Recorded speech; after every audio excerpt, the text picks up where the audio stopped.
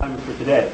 But before that, you have what I'm sure many of you would agree is the highlight of the weekend, especially when you consider this weekend as one of a series of weekends that you build into your September and October over the duration of your conscious existence. It's meeting with God alone that makes this weekend unique, because it's not unique to get talked to like this. That's normal life, and it's not unique to hang out with other people and enjoy fellowship. But the way we live our lives, it's a very unusual thing, isn't it?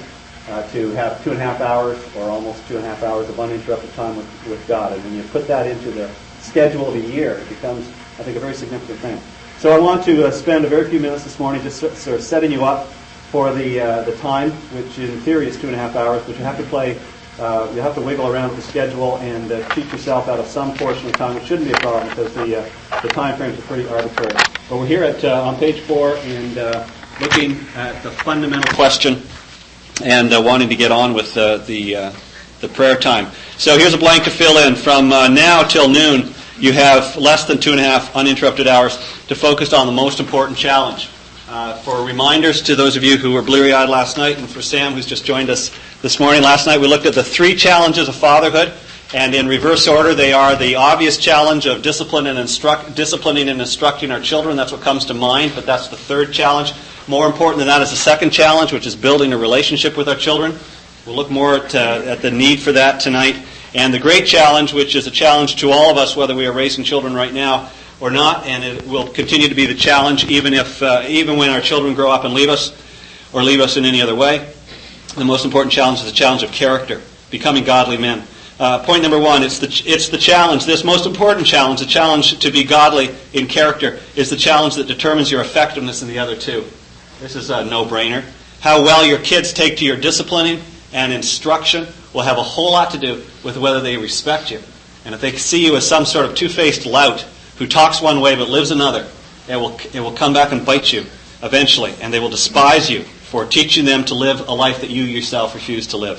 So our effectiveness in disciplining and instructing our children has a whole lot to do with whether or not we ourselves are anything like examples of the kind of life we call them to live. And similarly, our success in having a bonding relationship with our children that's going to pull them along life's path, down the path that we are going, that's what we'll talk about tonight, has everything to do with your character. For if you're a man that they admire, they'll want to walk with you.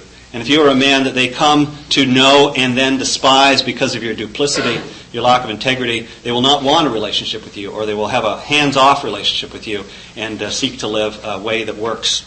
So character is the big challenge, and it remains the challenge till the day we die or become oblivious of our responsibilities. And with that in mind, we want to focus on the development of character. We want to focus on our relationship with God as the means by which our own character is developed, and that's the setup for this morning. Here's the deal for those of you who are new, or a reminder for the rest of you. On page 6, as a preparation time, you'll see something called the Southwell Litany. Those of you who do not like going through the same thing twice will not like this unless you're here for the first time.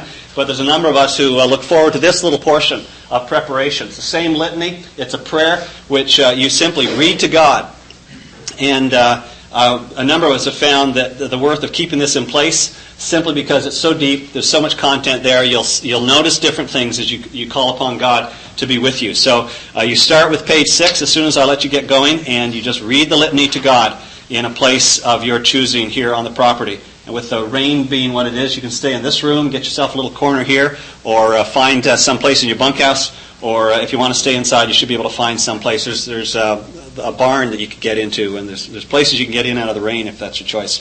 And then we go into an evaluation period, and the evaluation is set up on the 7-step discipleship formula that we use in cell group and discipleship ministries.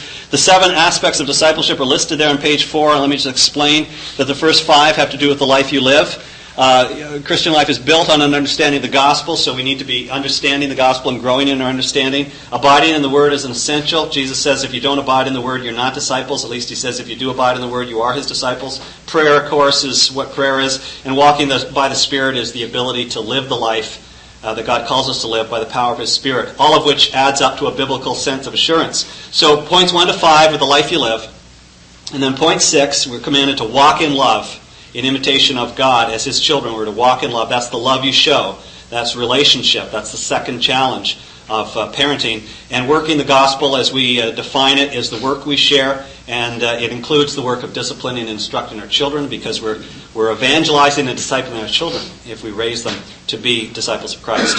So you go through an evaluation period. You look at these 7 principles in your life, and there's guides starting in page 10 to walk you through that. And you can wiggle the timelines to get back on track, but I'm asking you to go through the 7 steps thoughtfully in a time of evaluation. Think about the man you are now as compared to the man you mean to be, the man you should be.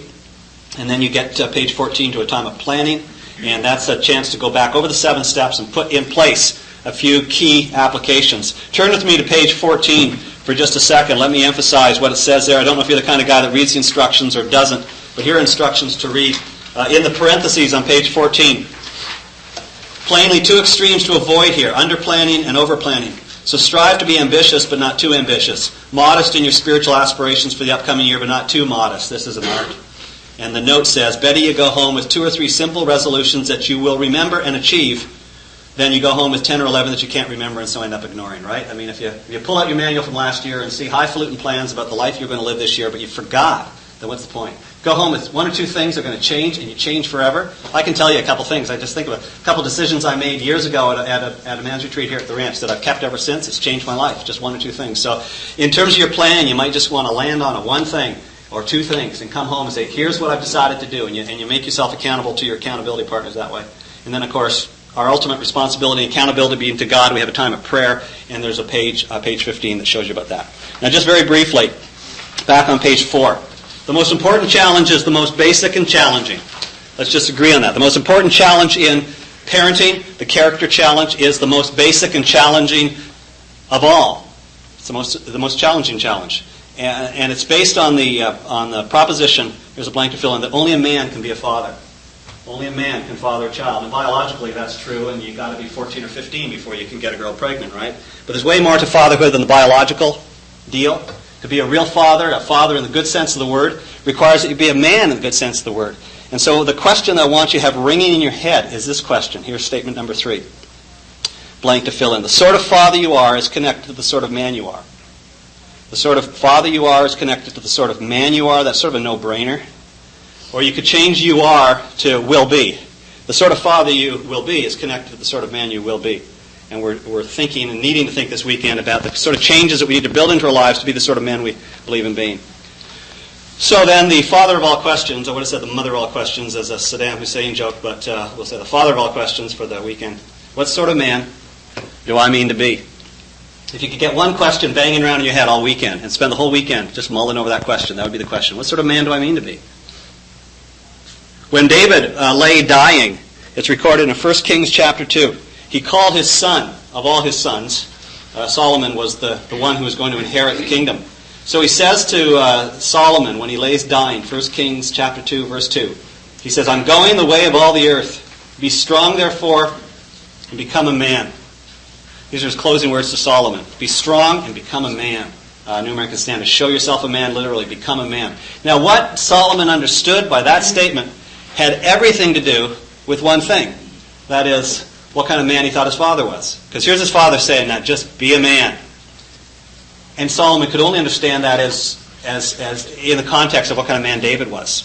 So there's the same thing, you know, whether you have a deathbed scene and you gather your kids around and you talk to your sons especially and you say, just become a man. Or you don't get a chance to say that, your children will understand that your life was meant to be and is taken as a message. So we're filling in blanks for our kids. We're showing them what manhood is by the way we live. You know the poem If by Rudyard Kipling? It ends this way. This is the last part of the poem. If you can talk with crowds and keep your virtue, or walk with kings, not lose the common touch, if neither foes nor loving friends can hurt you, if all men count with you but none too much, if you can fill the unforgiving minute with 60 seconds worth of distance run, yours is the earth and everything that's in it, and which is more, you'll be a man, my son. What's really great about the poem If is that there's got to be 24 details there about what a man is. And it's particular to Rudyard Kipling. Some of them are highly debatable points, but this is Rudyard Kipling saying, if you can do this and this and this and this, then you'll be a man. And we are saying the same thing to our children, to our sons particularly, just by living life. So here's what you need to do to be a man. And that's a startling thought when you realize your kids are programmed to imitate you, and they will notice the details of your life, and they will say, that's what he thought being a man was. And we want to leave our kids with a positive and everlastingly valuable view of what it means to be a man. So if you're like me, you know you got work to do. Work on character. And this is what this next couple hours is what that's about. So on page 5, not to read to you what you can read for yourself, but just let me point out, on page 5, there's an 8-point plan on how you do this thing. And it starts with finding a quiet place, and you go from here. So I'll leave you to read page 5, with the 8 steps on how to spend the time. And it's now 9:49. Wanted to get you started at 9:30, and we're now officially 20 minutes late, so wiggle on that. And you decide. If you don't want to cheat yourself with the evaluation of the planning time, then cheat yourself in the prayer time. Or skimp on the litany, although I hate to think of you missing out on the litany. It's yours to determine, but lunch is happening at noon. Oh, and an impressive thing to do, which your children will love you for, is just to skip lunch and make it a time of prayer and fasting. That would look impressive on your spiritual resume. But if you want to eat with the rest of us, it's at noon. So let's get started. You can stay here. You can go back to your bunkhouse. But we take a vow of silence from now till noon, okay? No talking to anybody. Let's be a bunch of monks and talk to God and no one else from now till noon. And then we can talk sometime afterwards about how the time went. Okay? Let the vow of silence begin.